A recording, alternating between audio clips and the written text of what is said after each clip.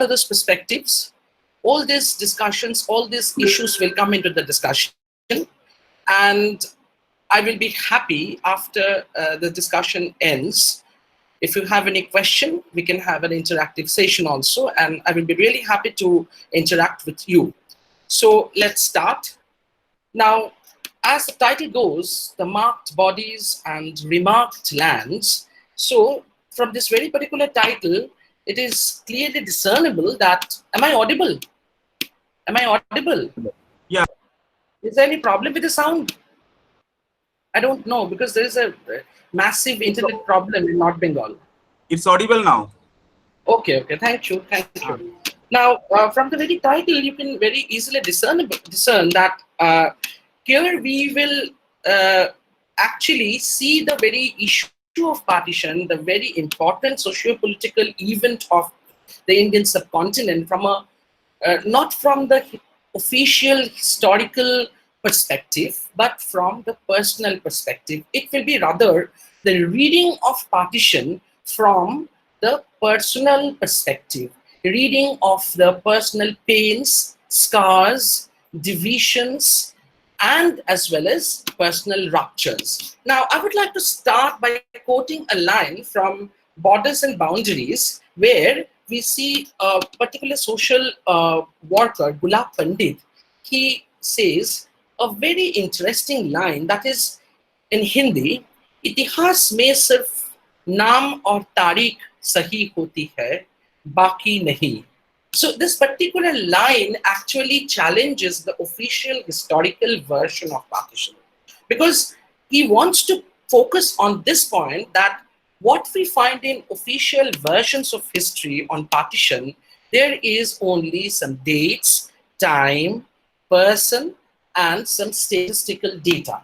Now, when we read the official versions of history of partition, we see that the Radcliffe line was drawn and two nations were created. And after the creation of these two nations, what happened? Millions of people, they had to change from Pakistan to India and vice versa. And that happened on both the parts of India, both on the eastern part as well as on the western part.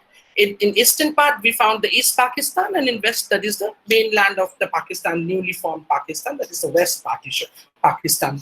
Now, what we see, according to the government reports, say that millions of people were slain, 12 million fled their homes, and over 100 women were abducted, raped, or mutilated. So this is what actually we get from the official version of history, that is some statistics. Millions of people were slain, millions became homeless, 1,000 women were abducted, raped, or murdered, and so many things. But there are the undersides of history, which Urvashi Butalia says that actually, if we don't dig up that underside of history, we won't be able to get the original story of Pakistan. Now, regarding this partition, Urvashi Butalia in the book Other Side of Silence says, she describes how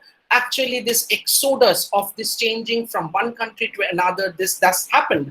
He says that people traveled in buses, in cars, by train, but mostly on foot in great columns called kafilas, which could stretch for dozens of miles.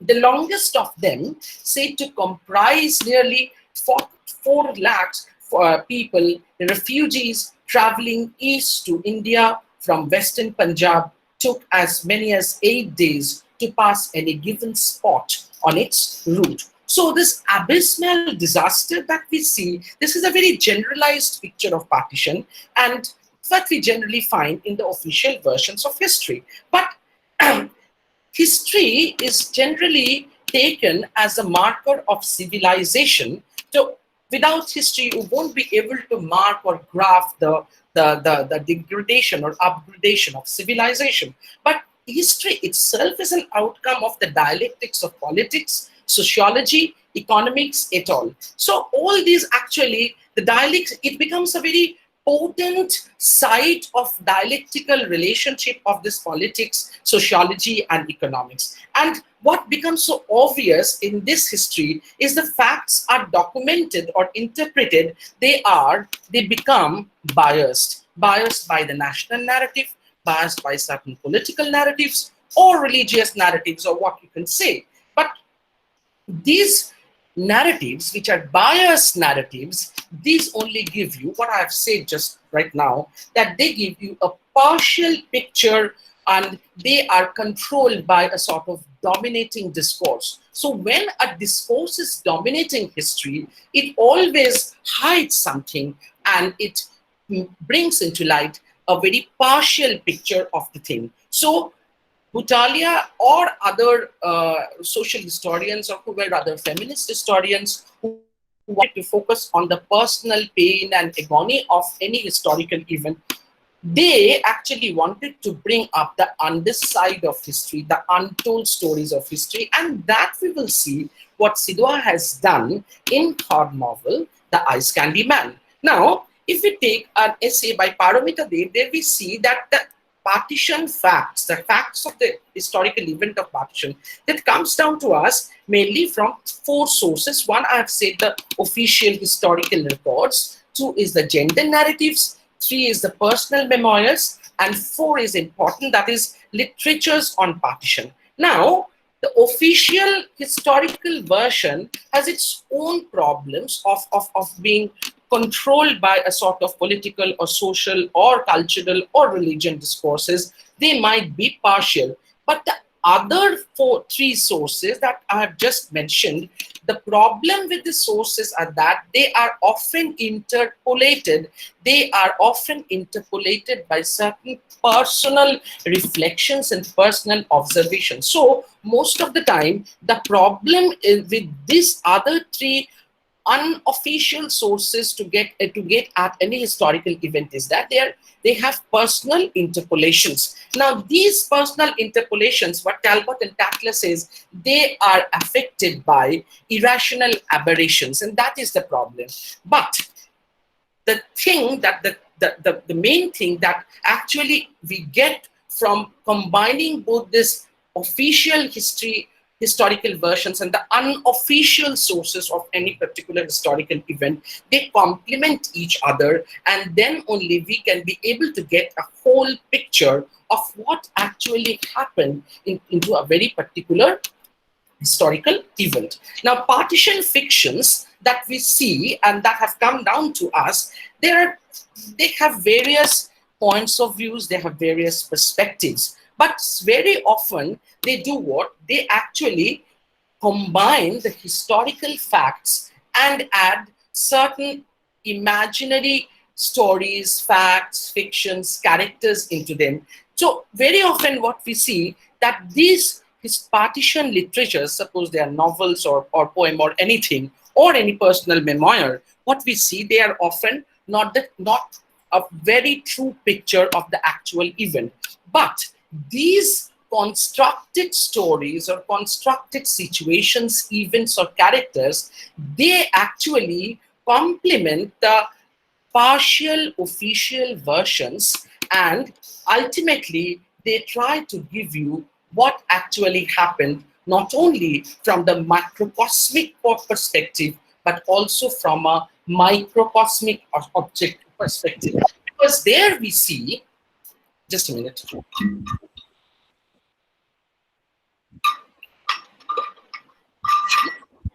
Sorry. Because there we see that the microcosmic perspective is telescoped to the macro historical event. And these histories, this personal historical events like this partition novels or any work of art that is based on the partition, they actually focus on particular characters or a particular situation. So the whole event of partition, say for example here partition, the whole event of partition comes down to us, or it becomes, the particular event becomes a memory. Hello, is it okay? Okay. Okay. You continue. Hello, should I continue? Yeah, we continue. Okay, so this whole, okay, So what happens? So when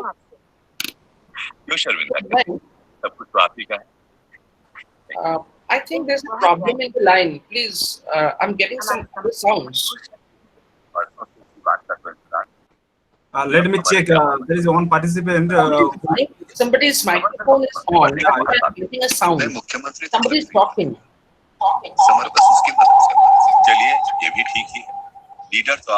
Hello. Swatik Patra. Now it's okay. Pradipta. Okay, should I continue? Yeah.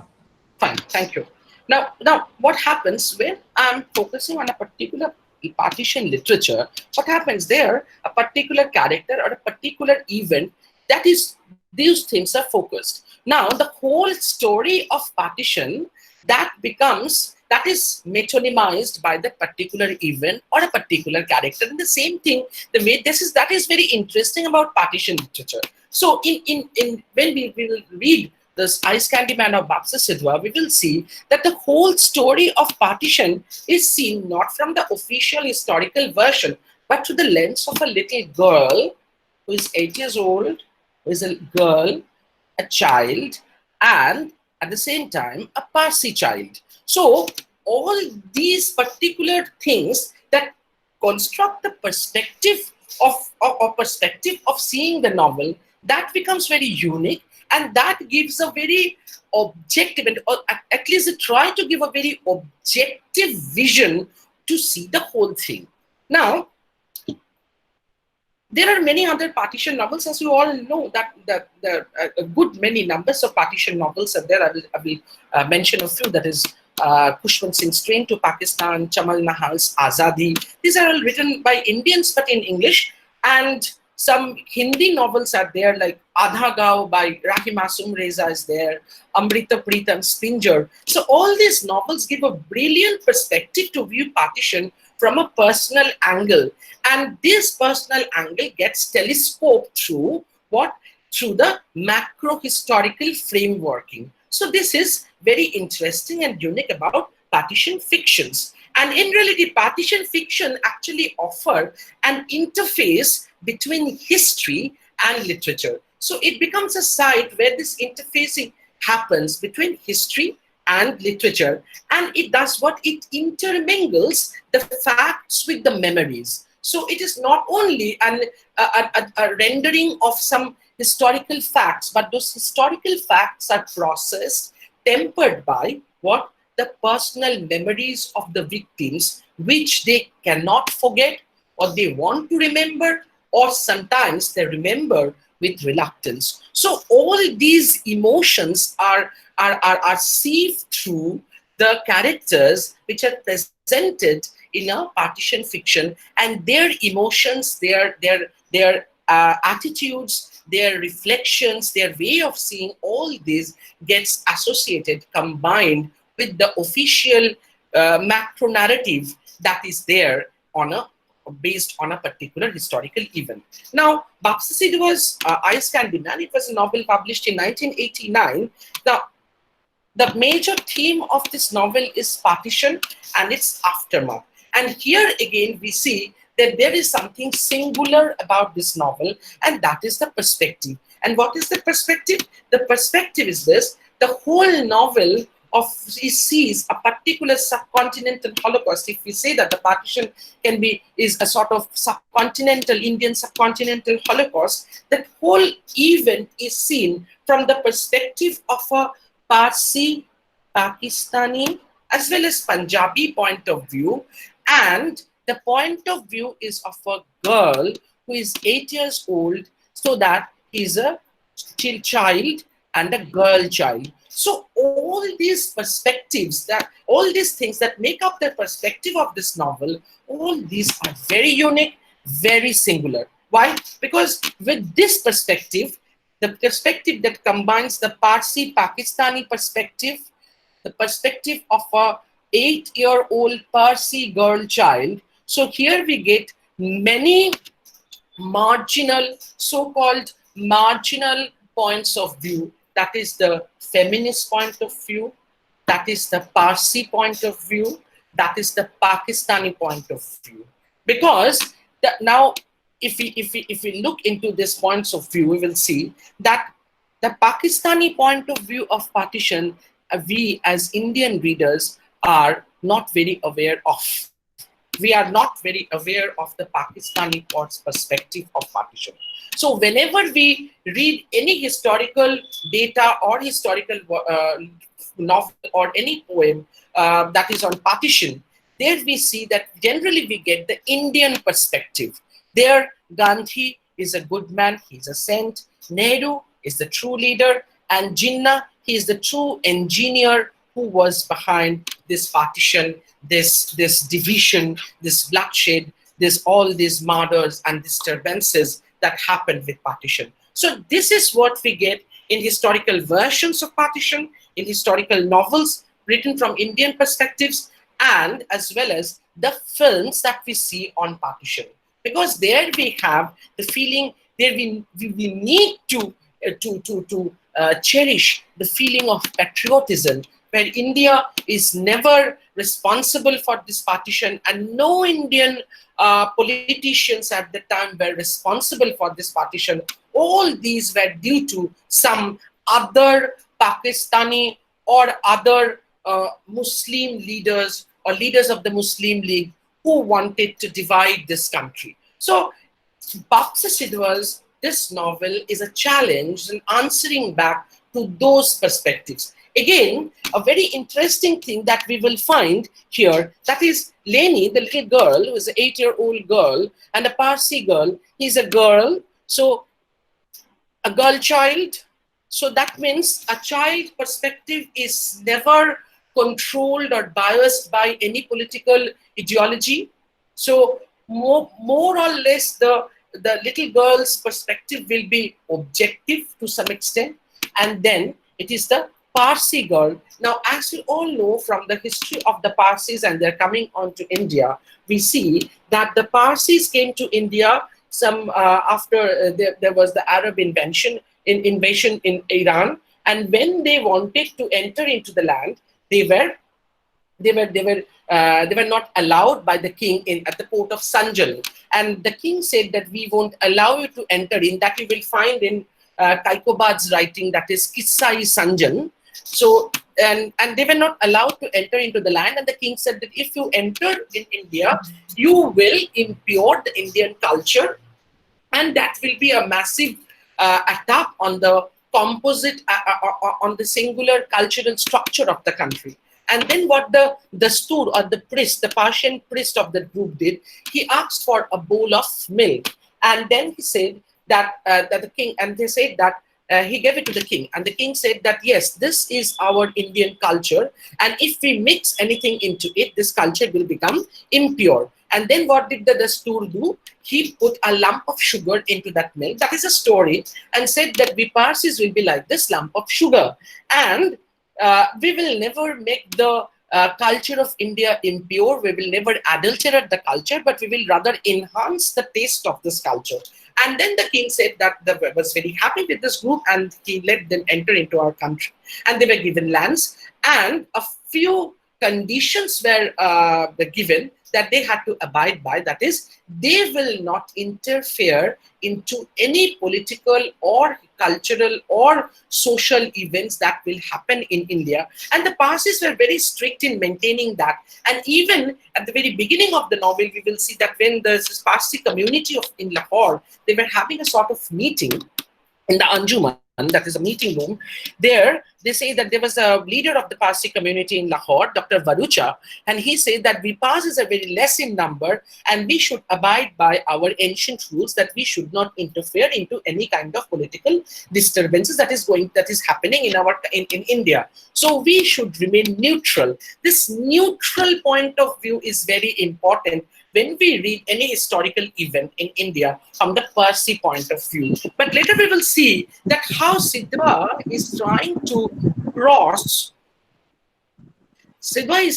to break away this neutrality, and she also wants the new generation Parsi people to interfere, to have their own points, to have their own ideas on any historical or social event that is happening in India. But before that, that is something we will discuss later.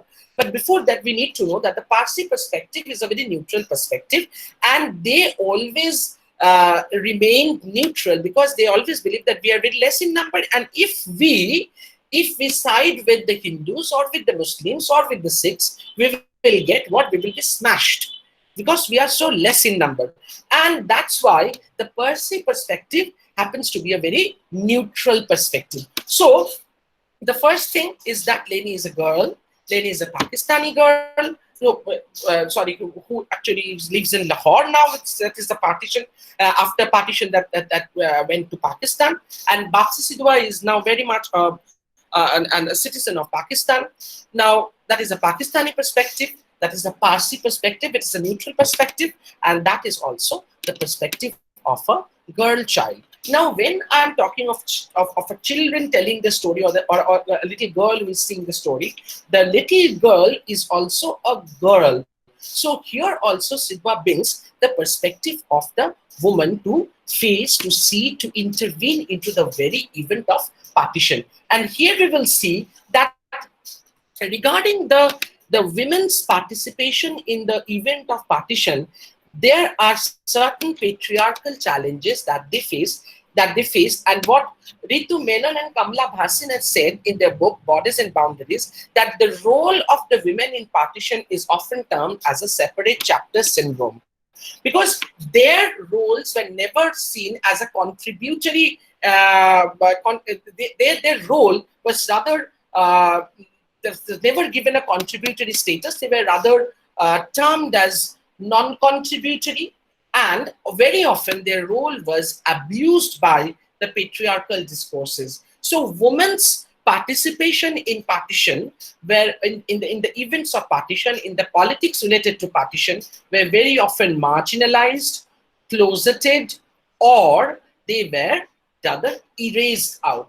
And that is what actually the feminist perspective of any historiography that actually wants to dig up. And what Joan Kelly says, that the feminist perspective of historiography wants to do, that is two things. That is to bring woman to history and history to woman. And regarding this, Menon and Bhasin in Borders and Boundaries is a very interesting line. So I like to quote this line, that this is not to say that the history of woman cannot, in any circumstance, ever be the same as that of men. So women and men are never equals, as in other cases also, even in the history or historiography that makes up the story of partition. Simply ever be the same as that of men.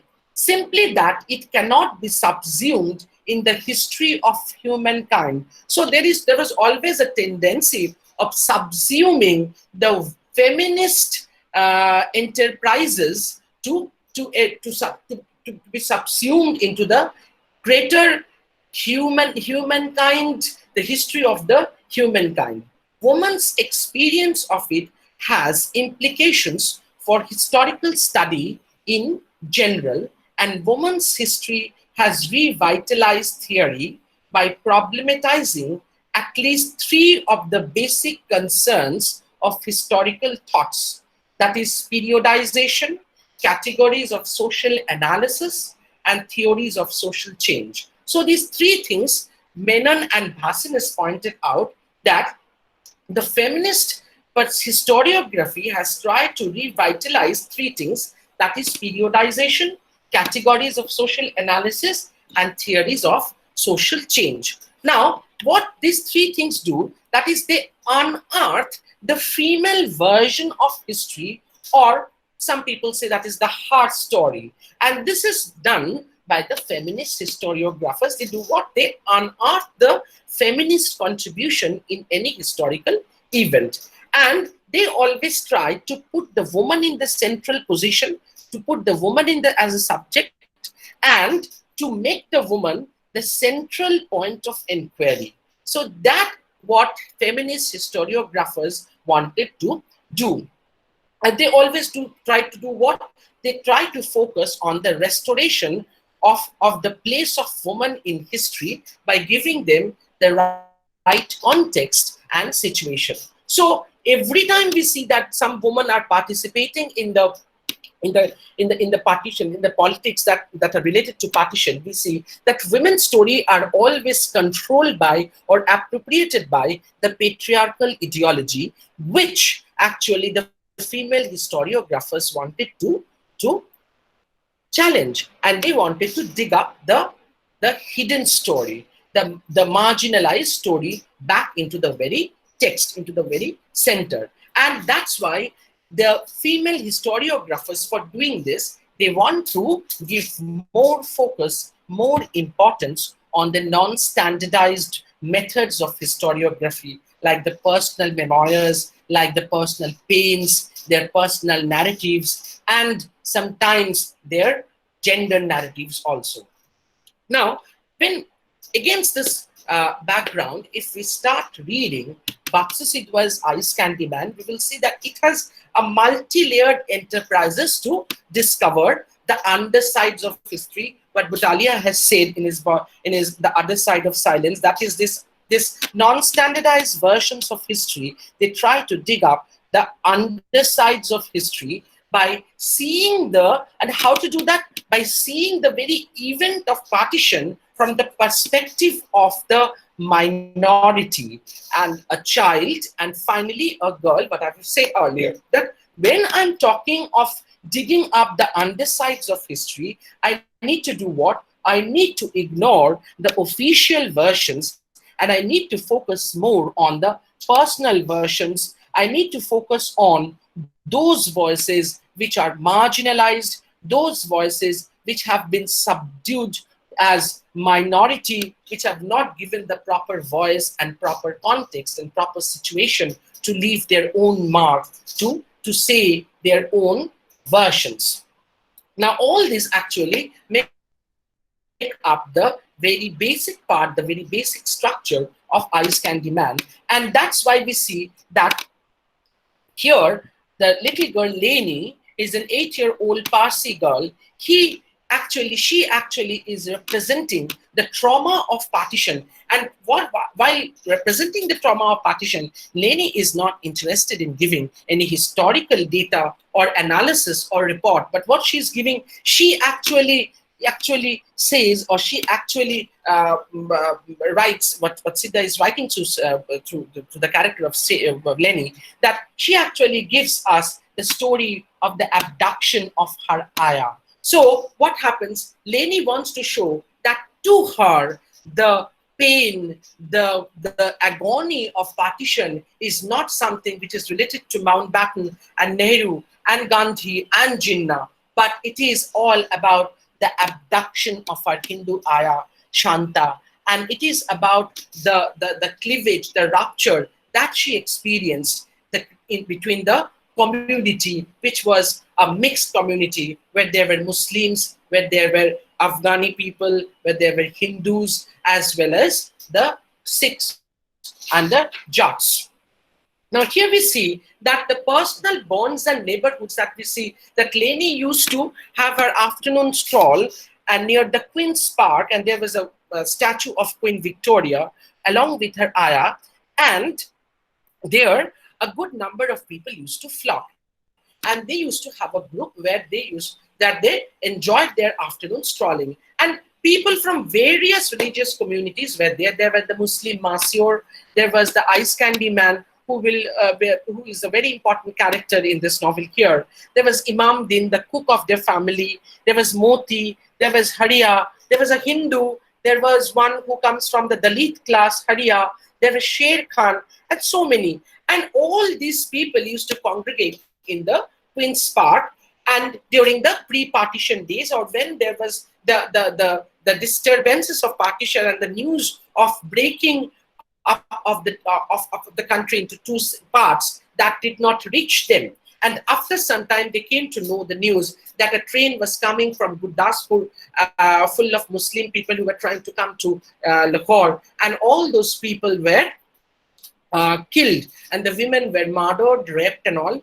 And then the Muslim people became what? They, after getting the news, they started thinking that people of my community they have been murdered by the other community, the Hindus. So we should also take the revenge. And the Hindu people also started thinking vice versa. Now, this will happen with the onslaught of the partition disturbances. But before that, they made a very good group, and Aya was the cynosure of all the male eyes that were present, and everybody wanted to have a personal camaraderie with the Hindu Aya. Now, what happened when the news of the massacre of the train from Gurdaspur came? Every people became aware of the fact that this country is going to be divided in two, and there were stories like the English people will dig a big canal, and on one side of the canal that will be India, and on the other side that there will be people from partition, from Pakistan. And one fine morning, Lenny found that if all the people, those who were around them, they were not just Lahorians, they were not just Indians, but they are very much conscious about their community, about their own religion. People became Hindus or Muslims or Sikhs. So this is a trauma that entered first, that Lenny faced first, where with the disturbances of partition. That one fine morning he found that the Muslim servants in their household, they wanted an extra leave for extra time break for their namaz, and the Hindus are going more and more to the temples to show off their religious affiliation, and the Sikhs are becoming more conscious about their granthi and their panch and other religious marks and symbols. So everybody became aware of their religious identity, about their community and everything. Now, sorry. Now here we see that the role and position of the Hindu Aya Shanta is very important. Shanta, Lenny's Aya, she was the center for attraction of all the male present in that group. Now Shanta, according to Jagdev Singh, Shanta symbolizes the very composite culture that India was. So Shanta becomes the symbol of the composite culture of India. She was favorite to everybody. And when what happened? When the communal disturbances emerged, when the disturbances of partition started, they did what? They actually they were torn apart, and everybody wanted to appropriate, or everybody wanted to have Aya as his girlfriend or wife or whatever. Now, if you have read the novel, you will find that what happened in the story, that the ice candy man, he was a Muslim also, and the Monsieur was also a Muslim. Now, the ice candy man was in love with Aya, and actually the Aya Shanta was in love with Monsieur. And the ice candy man saw that, it came to realize that the Aya Shanta do not love ice candy man but the Monsieur. And what happened when there was a disturbance going on, one day a group of Muslim marauders came and they attacked the household of Lenny, that is a Setna family.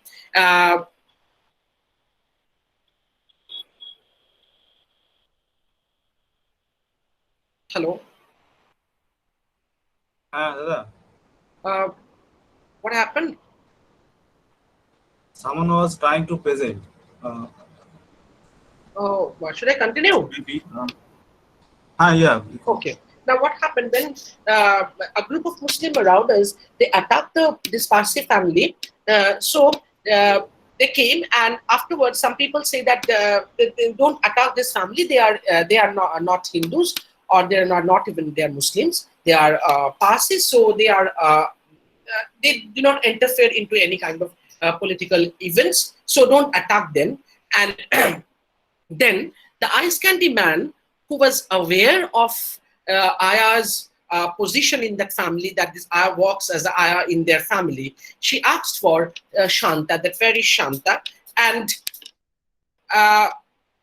Lenny's mother, she did not reveal the fact that Aya is there in the household, in her own bedroom.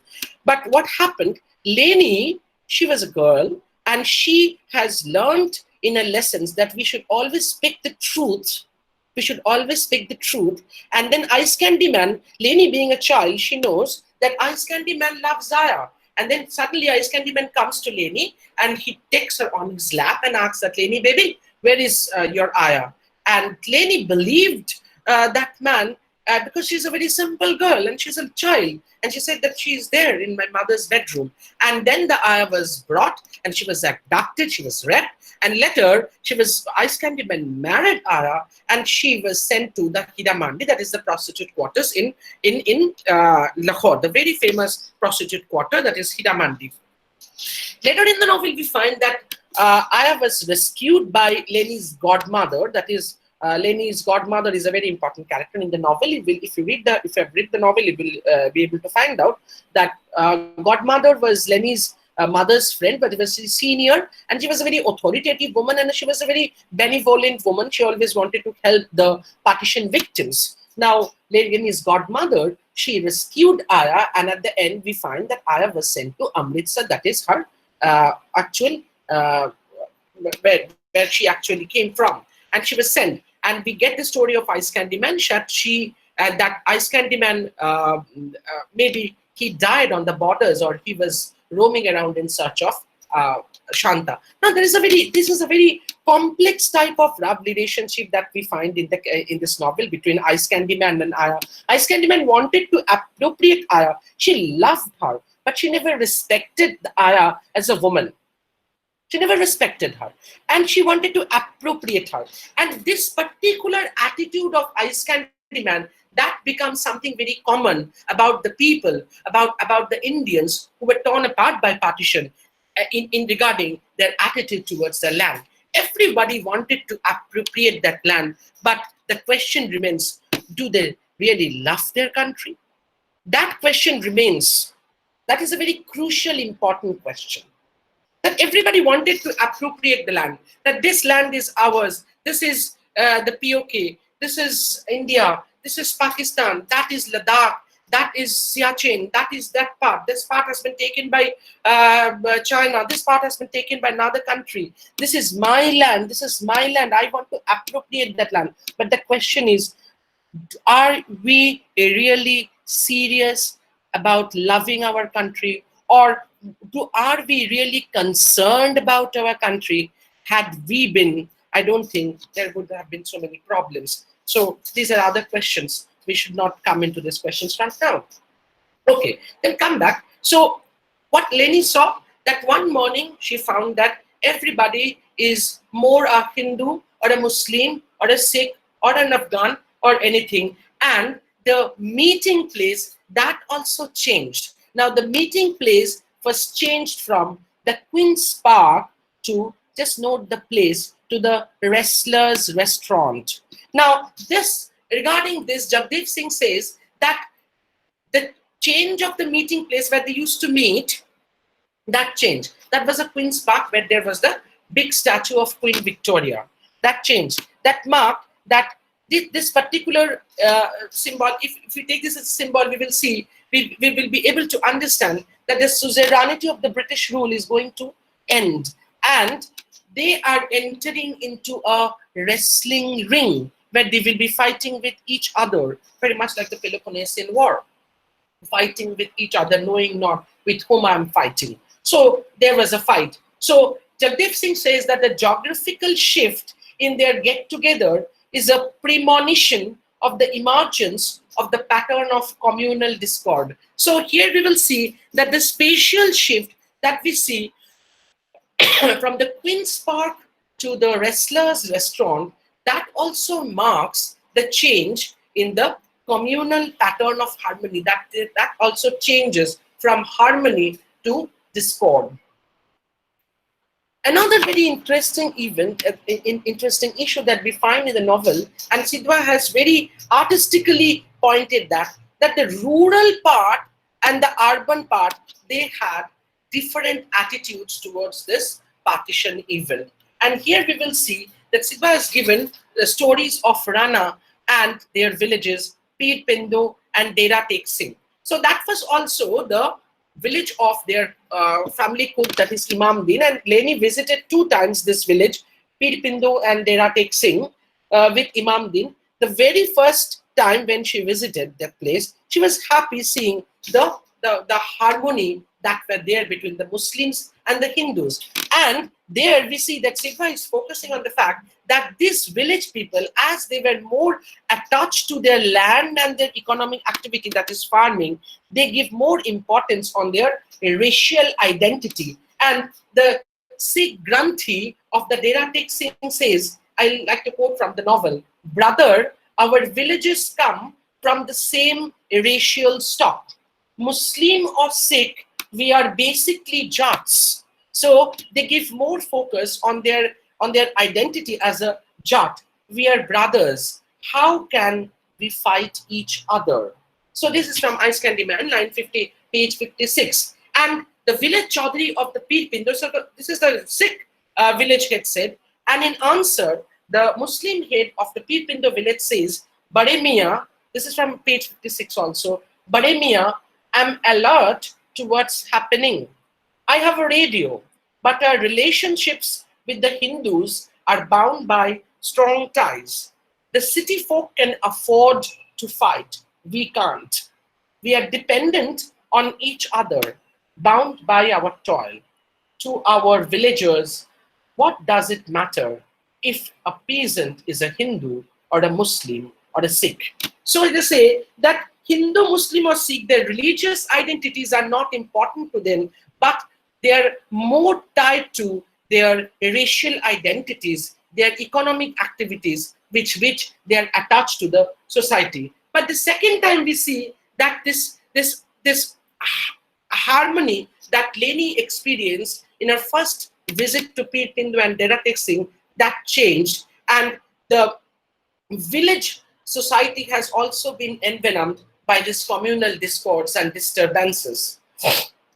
Okay, so, and that we find with the event of Rana. I think most of you have read the novel. Have you read the novel? If you have, then you will be you can easily relate to the very event of Rana. That Rana actually their village was attacked by the Hindus and the Sikh attackers, a group of marauders, and Rana managed to escape from their village, but he was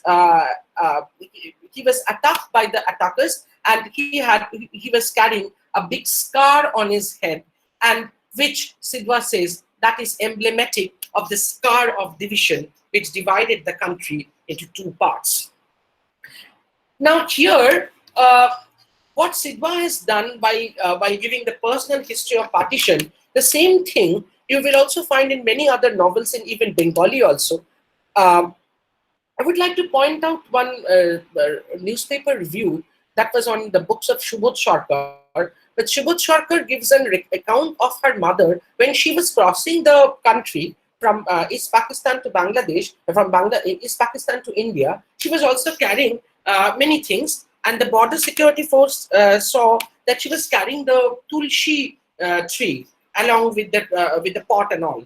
So you all know what a tulsi manchu is. And when the border guard said that, "What are you carrying with so many? Why are you carrying so many things? And what is this?" And she said, "This is something from Bangla. I think all of you are Bengali. You can understand Bangla. Ora amar tulsi mancho bhenge diyeche. Epare tulsi gach lagate dao tomra." So why I am mentioning this line? Because to that woman, to that old woman, her country is not Bangladesh, with certain latitudes and longitudes and the certain geographical piece of land. But to her country means so many things: the house, the trees, the plants, even the tulsi mancho. So she was desperately trying to carry the tulsi mancho with her when she was crossing the border, because to her that tulsi mancho also is something which make up her Nijer Desh, my own country. In the same thing, in the novel of Amitav Ghosh, Sad Lines, we see that while Thamma is crossing, when she was again going to Bangladesh, she was trying to see from the window of the plane outside that where lies the line that divides the two countries between India and Bangladesh, and she could not find any line. So the lines are the shadow lines. Okay, so all these you will see, this particular snippets give you the personal lives of the people. Sometimes these experiences are individual experiences, sometimes these are collective experiences, but the partition of India and Pakistan is figured out from the personal scars perpetrated on the victims. So here we see that Ice Candy Man, like many other partition novels, gives you the story of partition from personal snippets, from personal experiences, from personal pains. These are the pains of history, the scars of geography. Now here we see that, as I've said earlier, am I taking too much time? No, it's okay. Can I continue for 5 more minutes? Uh, Okay. Now, so what I have said in my discussion is that Ice Candy Man actually is trying to answer back, it's trying to challenge the official versions of history by giving a very unique perspective of a Parsi Pakistani perspective. And here the narrator is a little girl of 8 years, is a Parsi girl. So we get a very objective point of view to see partition. And as this particular narrator is a girl, we are also getting the feminist perspective of partition, to see partition. So all this we have said, and Sidhwa has given the differences that we find in the rural setting and the urban setting of the country, where the attitudes were initially different, but later that was also envenomed. Now, regarding the Pakistani version of history, we see that, as I've discussed earlier, that Sidhwa is trying to give the very Pakistani version of history. And in page 159, I would like to quote just one more line from there. The Hindus were being favored over the Muslims by the remnants of the Raj. Sidhwa writes, now that its objective to divide India is achieved, now the division is over, the British favor Nehru over Jinnah. So you won't get this kind of writings, this kind of narratives in any Indian history or even in any Indian partition novel. Nehru is Kashmiri, they grant him Kashmir. Spawning logic, defying rational, ignoring the consequence of bequeathing a Muslim state to the Hindu. I think I will be calling up more debates upon this. While Jinnah futilely protests, statesmen cannot eat their words, statesmen do. They grant Nehru Gurdaspur and Pathankot, without which Muslim Kashmir cannot be secured. So this is what actually Sidhwa's perspective is. She is not only giving the perspective of Gandhi and Nehru, but also she is talking for Jinnah. And she wants to give you a very objective view. The Indian sides will say that, the Indian historians will say that Sidhwa is talking on the side of the partition of Pakistan, and that is the very Pakistani view, which is very opposite to Indian view. But forgetting all this, if we try to focus on the personal pains, the personal experiences of the people who live on both sides of the Ratcliffe line, we will see that the story is not that much different. The stories are almost same. Now, that is what actually Sidhwa wants to show, that being a Parsi, despite being a Parsi, she cannot remain just like any other Parsi writer or any other Parsi member of the community who will be very much neutral to the things. But her attitude towards her own country, that comes up very clearly, very, very prominently in her writings through the lens of a little girl, Lenny. Now, Lenny grows up with the wounds of partition. So, despite being a Parsi girl, Lenny was tried by her mother, Dr. Barucha and godmother to get shelled by their protective cupboards. But Leni broke all those shells. Her bonding with the truth, she was very much true to her telling the truth. She was very much stern about telling the truth.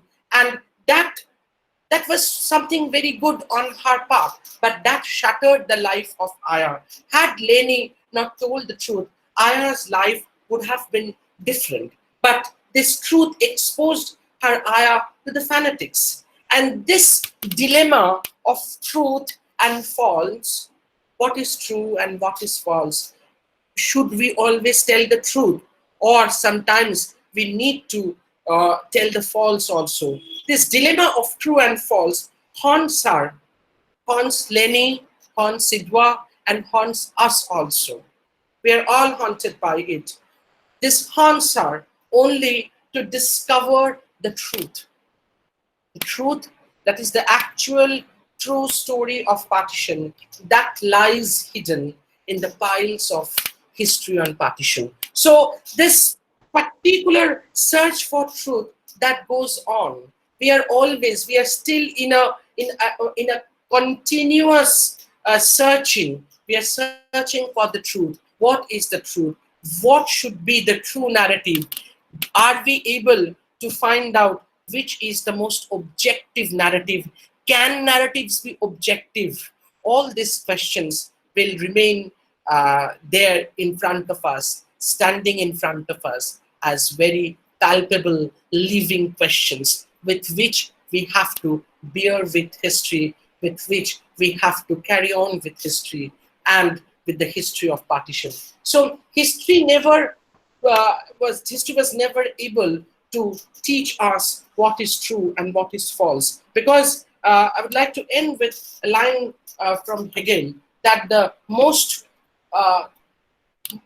important thing that we learn from history is that we learn nothing from history. That's it. Thank you. And if you have any question, you can ask me the question. And if there is a problem in the line, you can even call me up. My number is Victor, and just thank you. Excuse me. Thank you, Dada. Sir, I have a question. Yeah. Sir, would you like to comment on the abuse of women by their own community as we see in Manto's The Return? It is not honor killing like we find in Ashes and Petals by Hill, but this girl was raped by the soldiers who were supposed to escort her to Pakistan, and those were Muslim soldiers. Actually, Tanmay, will you please repeat the question? I cannot get her. There's a problem in the line. The sounds are not very clear. So shall I repeat the question? So Yeah. shall I repeat the question? You can repeat, but I think your voice, there's some problem with your voice. Tanmay, can you please repeat the question? I can get Tanmay's voice properly. I also did not get it. Oh, that is the problem. Okay, if you have any question, Tanmay, just give her my number. She can call me up. I have no problem. Because I cannot get the question properly. Write your number. So share my number. You have my number, no? Yeah. And any question?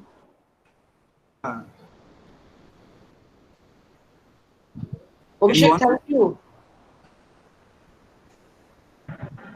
Hello? Hello, sir. Yes? I'm Omita. Hello. Yes. Sir.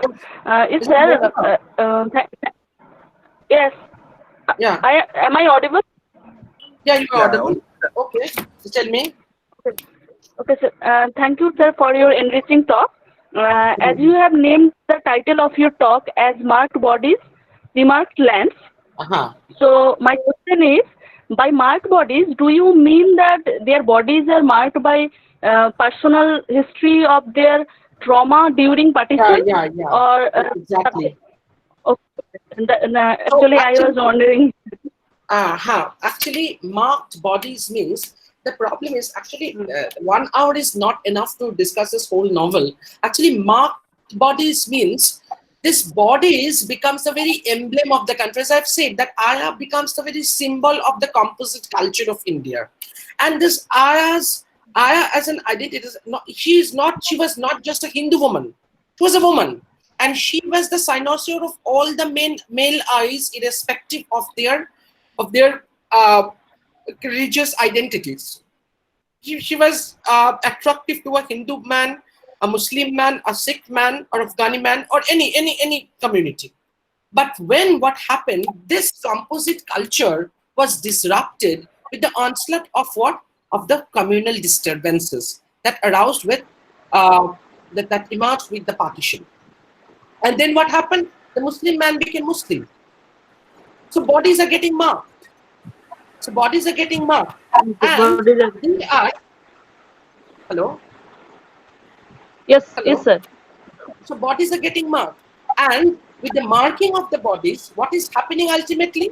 It is the remarking of the land. Lahore was a city in India. And suddenly people were apprehensive that will Lahore remain in India or it will go to Pakistan. And they have problems with Gurdaspur retaining. India is taking Gurdaspur and Pathankot, and Lahore goes to Pakistan. Now the people. Now what happened if I take this in the present situation? Just Shiliguri and Jalpaiguri are two towns. Okay. Now both are complementary to each other. Now if what happens, I don't want this. God forbid. If we divide the country and Shiliguri goes to another country and Jalpaiguri remains to this country, do you think that there won't be any problem with the people staying in Shiliguri and Jalpaiguri? Can the people of Shiliguri think of anything without taking into consideration the city Jalpaiguri? The same thing happened. So we live in Lahore. My friend or my relative live in Gurdaspur at Pathankot. Suddenly I came to know that those who are staying in Pathankot, they will be in India and we will be now in that is Pakistan. So this marking and remarking, that actually affects the personal experiences, the personal feelings, our emotional structure. Okay.